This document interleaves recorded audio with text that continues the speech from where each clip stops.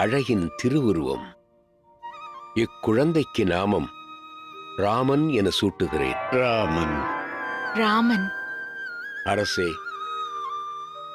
மகாராணி கைகேயின் புதல்வர், பாக்கியம் பொருந்தியவர்.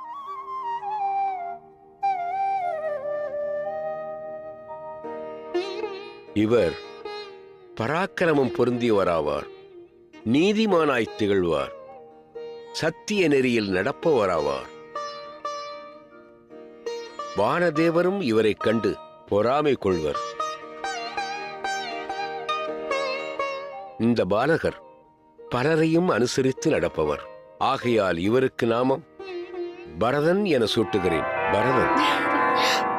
பரதன். பரதன். பரதன். பரதன். அழகான பெயர்.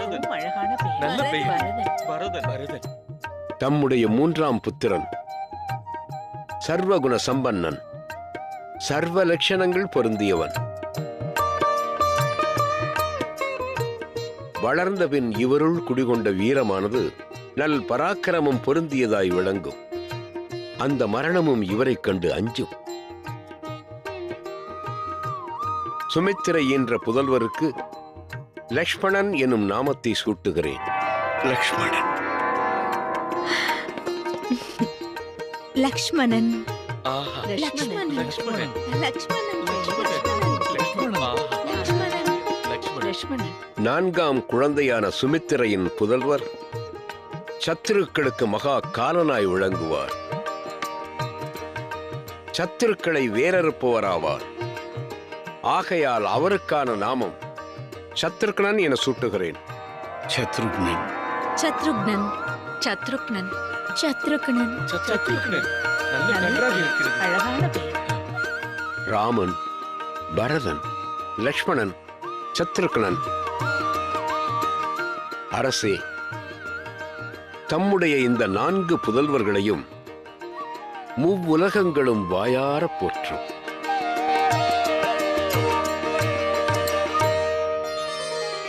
நலம் உண்டாகட்டும். மூவுலகை அரசாளும் தசரதனின் பாலகர்கள், உலகில் பெற்றவர்கள் மனம் மகிழும் சீலரவர். ஆவலுடன் குழந்தைகளை அரவணைக்கும் தந்தையவர். காவலன் என ஆன போதும் கருணையுள்ள அரசரவர்.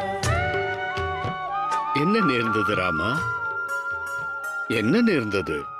என் மீது கோபமா?